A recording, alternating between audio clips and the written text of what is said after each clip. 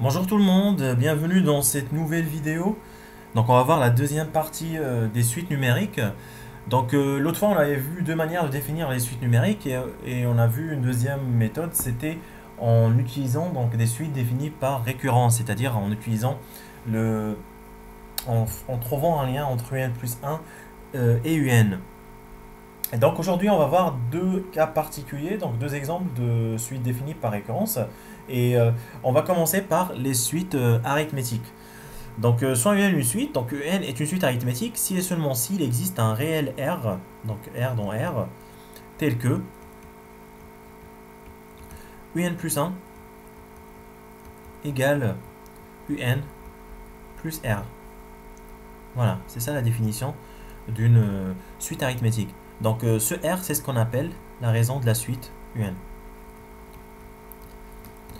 Donc bien sûr, les contraintes sur R, le R il appartient à R, donc il peut être positif comme il peut être négatif. Prenons tout de suite deux exemples.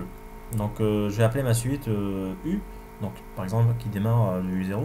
Par exemple U0 il vaut 1 et UN plus 1 égale UN plus 3. Donc j'ai bien une suite, arithmétique pardon, et de raison R égale 3. J'ai bien UN plus 1 qui vaut UN plus quelque chose qui ne dépend pas de n. Donc il faut faire très attention, ce r, c'est une valeur constante. Elle ne doit pas du tout dépendre de n. C'est-à-dire, si je prends un plus 1 qui vaut un, par exemple, plus n au carré, là, je ne peux pas poser r égale n carré. Donc ça, c'est pas du tout une suite arithmétique. Donc la condition que r soit dans n, il faut comprendre aussi que r est une valeur constante. Donc il faut faire très attention là. Deuxième exemple, par exemple, je vais l'appeler V, par exemple cette fois elle commence au premier terme. Donc bien sûr cette propriété elle est vraie pour, en général pour tout n dans n, dans la pratique c'est pour n'importe quel n pour lequel la suite U est définie. Donc par exemple si je démarre là par 1, ça va être défini dans n étoiles par exemple. Par exemple V1 qui vaut 3 et Vn plus 1 qui vaut Vn moins 5. Donc là, j'ai encore une suite arithmétique. Donc ça, je peux l'écrire comme plus moins 5. Et j'ai même pas besoin de réécrire comme ça. Il faut tout de suite comprendre que c'est une suite arithmétique de raison, cette fois. R égale moins 5. Bon, maintenant, essayons de voir le sens de variation de ce genre de suite. Donc, rappelons que pour trouver le sens de variation d'une suite, ce qu'on fait, c'est qu'on compare un plus 1 à un pour n'importe quelle valeur de n. Donc, on fixe un n et on compare un plus 1 à un. Et on a vu le dernier cours, on a vu deux méthodes pour faire ça. Donc, soit qu'on fasse la différence un plus 1 moins un et qu'on regarde le signe, soit qu'on fasse un plus 1 sur un et on compare à 1. Mais pour cette deuxième méthode, il faut s'assurer que n ne s'annule pas. Donc là, j'ai un plus 1 égale un plus r. Donc le plus adapté ici, c'est la première méthode. Donc là, soit un une suite arithmétique, donc c'est-à-dire je sais qu'il existe un r tel que un plus 1 égale un plus r. Donc ceci équivaut. Donc je vais utiliser la première méthode. Donc je vais soustraire un des deux côtés.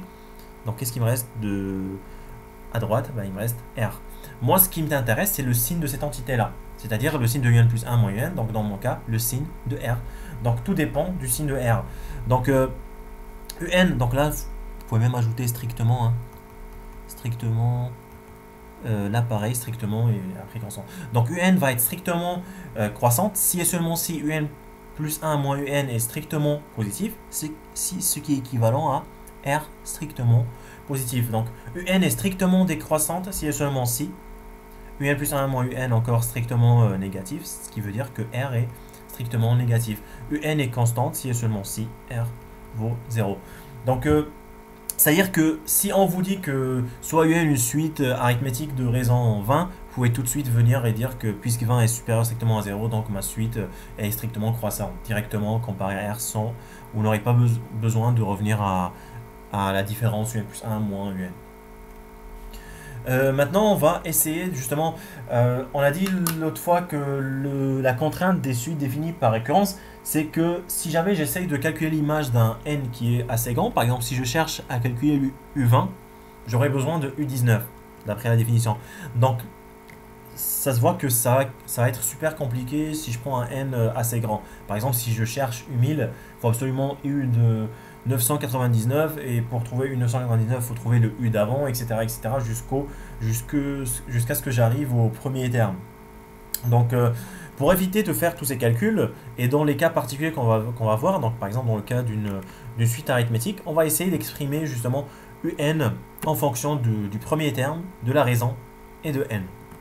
Donc c'est ce qu'on va faire, on va commencer par la définition. Donc soit UN, une suite arithmétique de raison R, donc je vais prendre un exemple, par exemple U0, peu importe sa valeur, donc moi je vais juste exprimer mon UN en fonction du 0, et je sais que UN plus 1, il vaut UN plus R. Donc je vais me servir juste de cette définition pour essayer d'exprimer UN en fonction de U0. Donc que vaut UN? Donc d'après cette définition, si je prends ici N, je le remplace par N-1, là j'ai UN et du coup UN il vaut UN-1 plus R. Donc remplaçant UN-1. UN-1, je peux l'exprimer en fonction du terme d'avant, c'est-à-dire UN-1-1, c'est-à-dire UN-2. Donc ça vaut UN-2 plus R, le tout plus R, ce qui donne UN-2 plus 2R. Donc si je l'exprime en fonction de UN-3, on sait que ça va me donner UN-3 plus 3R, etc. jusqu'à ce que j'arrive à mon premier terme. Donc là j'ai pris U0, donc U0 plus, donc combien de R? Donc ça dépend de combien d'étapes j'ai pris. Donc là j'étais à UN-1, donc là j'avais 1R, donc il y avait N-1. Là j'avais 2R, donc il y avait N-2. Là j'avais N-3, donc il y avait 3R. Donc là le 0 c'est comme si j'ai N-N, donc j'ai NR. Donc en gros j'ai fait N étapes pour démarrer de cette première à celle-là. Donc pour arriver à ce U0 plus NR. Donc bien sûr il y a une démonstration plus classe que vous allez voir en terminale. Lorsque vous allez voir la démonstration par récurrence, ça va être beaucoup plus simple que ce qu'on a vu là. Mais pour l'instant, c'est déjà pas mal pour comprendre d'où sort cette formule-là. Donc voilà, mon UN, si mon premier terme vaut U0, voilà son expression. C'est-à-dire maintenant, si je veux le U1000, j'ai qu'à remplacer les N par 1000. Donc par exemple, U0 plus 1000 fois R, bien sûr, à condition de connaître mon U0 et mon R. Maintenant, supposons que ma suite, elle démarre plutôt à U1.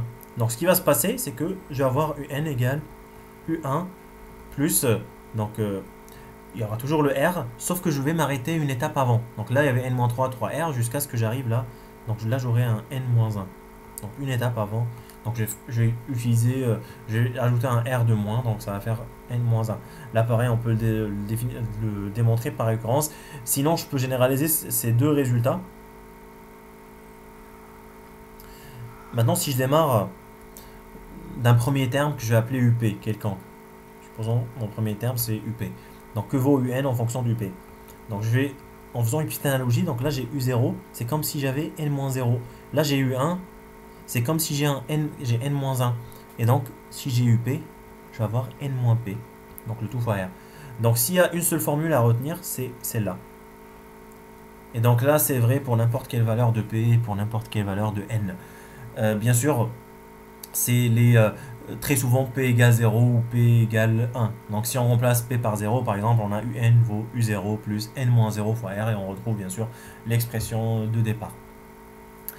Dernière chose qu'on va voir sur ces suites arithmétiques, c'est la somme des n premiers termes d'une suite arithmétique. Donc par exemple, donc là le but c'est par exemple de chercher cette somme là que je vais par exemple appeler S.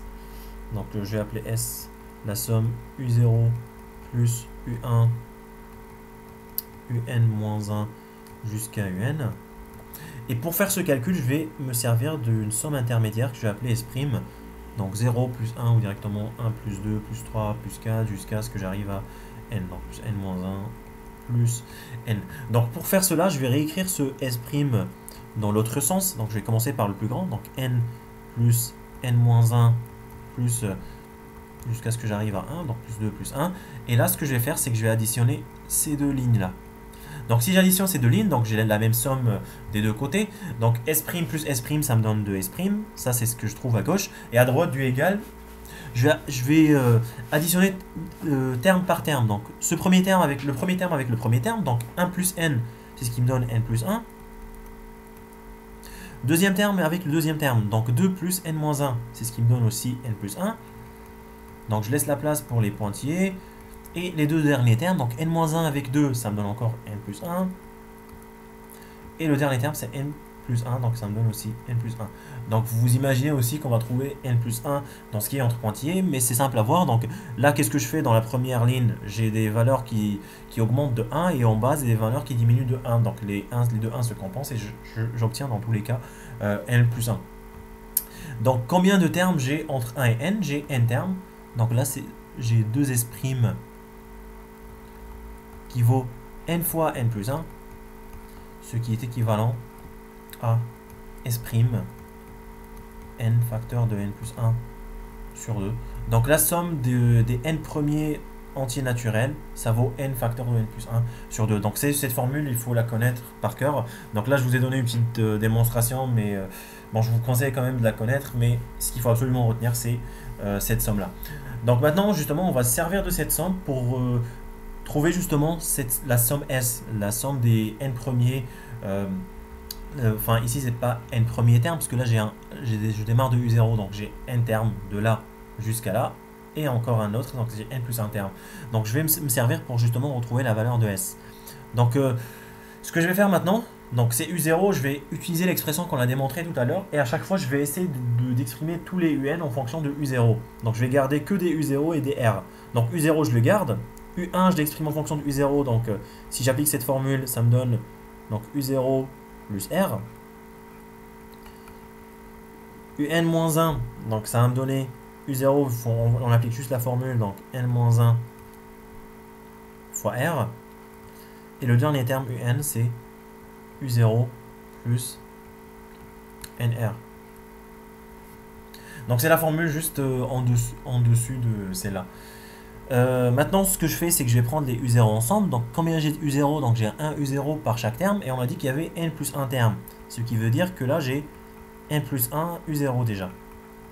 Ensuite, qu'est-ce qu'il me reste? Il me reste les R. Donc, combien de R j'ai en tout?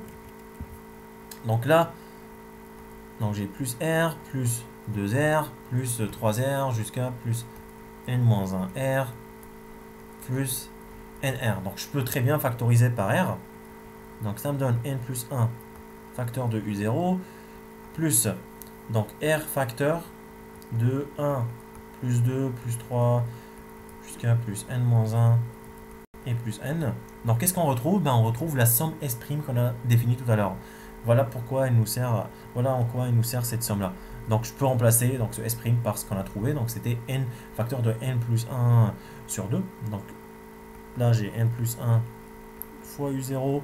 Le tout plus R fois donc n fois n plus 1, le tout sur 2. Donc je vais mettre au même dénominateur. Donc là j'ai 2. Là j'ai 2 fois n plus 1 fois U0 plus R fois n plus 1. Donc je peux factoriser par ce n plus 1. Donc ce qui me donne n plus 1 facteur. Donc à gauche j'ai 2U0. Ensuite j'ai Rn. Le tout divisé par 2. Donc je vais prendre un peu de place là. Donc ça vaut. Donc continue là. Donc S égale. Donc j'ai N plus 1. Donc ce 2U0, ce que je vais faire avec ce 2U0, je vais les séparer. Donc j'ai U0 plus U0. Et du coup, qu'est-ce qu'il me reste? Il me reste R fois N. Donc le tout divisé par 2. Pourquoi je fais ça? Parce que ce terme-là, U0 plus Rn, c'est quoi? En fait, c'est si je reviens à la formule de UN, on a dit que UN c'était égal à U0 plus Rn. Donc c'est-à-dire que tout ça, ça me donne N plus 1. Donc le 2, je vais le mettre là.